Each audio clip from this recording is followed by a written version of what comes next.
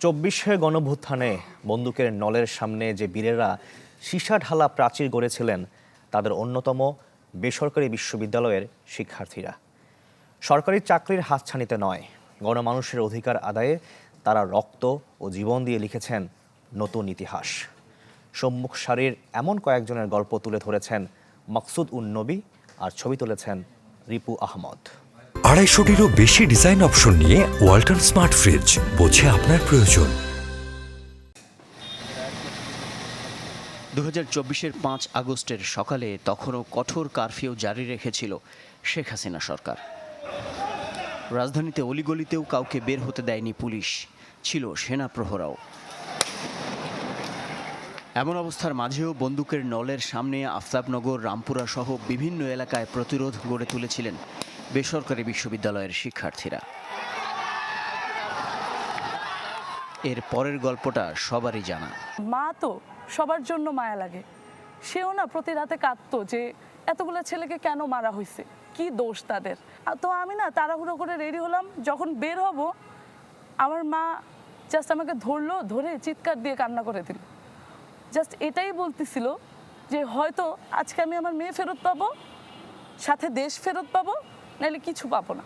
আমি এই দৃশ্য কোনোদিন ভুলবো না। আমার থেকে এক হাত দূরে একটা ভাই মাথায় গুলিবিদ্ধ হয়ে মারা গেছে এবং আমি তাকে কোলে নিয়েছি। নিজের একটা ছোট ভাই, সে এখান থেকে যখন যাচ্ছিলাম তখন বলতেছে, ভাইয়া তোমরা আগে কেন যাচ্ছ না, আমি তোমাদের ছোট, আমরা কি আগে যাব, তোমরা আগে গেলে না আমি আগে যাব। ও আগে গেছে, আগে গিয়ে গুলিটা খাইছে। তাদের হাতে কারোর হাতে রড ছিল, কারোর হাতে বড় রামদা ছিল।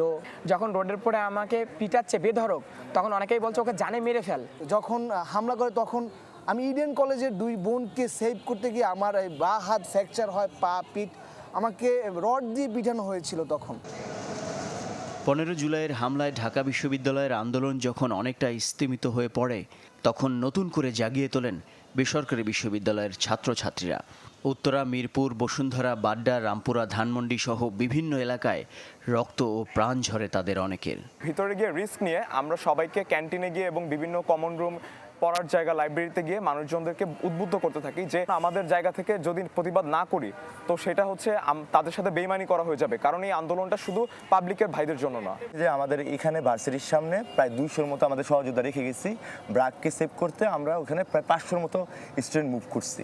প্লাস হচ্ছে আমাদের সমন্বয় করতেছিলাম আমরা বনশ্রী বিভিন্ন স্কুল কলেজে আমাদের যারা ছোটো ভাই আছে তাদের সাথেও। কিন্তু আমাদের এই ত্রিমুখী মানে রেসিস্টেন্সের কারণে দেখা গেছে তারা টিকতে পারে নাই।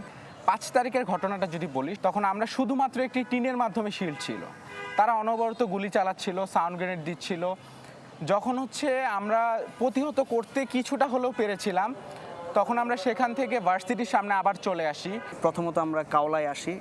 কাওলায় এখানে 15 তারিখে আমরা কাওলা দখল করে নিই প্রায় 4 ঘন্টার মতো। যখন আমরা নতুন বাজার পার হয়ে আসি, ইউলুপের কাছাকাছি আসি, তখন পুলিশ বাহিনীকে আমরা একটা ট্যাকটিক্স ফলো করে আমরা আমাদের মাঝখানে রেখেছিলাম, যেন পুলিশ আমাদের উপর কোনো আক্রমণ না করে। সামনে স্টুডেন্টস, মধ্যে পুলিশ এবং পিছনে আরও স্টুডেন্টস। 24 জুলাই আগস্টের দিনগুলিতে এমন গল্প আছে কত শত বিশ্ববিদ্যালয় শিক্ষার্থীর, যারা রয়ে গেছেন ক্যানভাসের আড়ালে। মাকসুদ উন নবী, চ্যানেল 24, ঢাকা।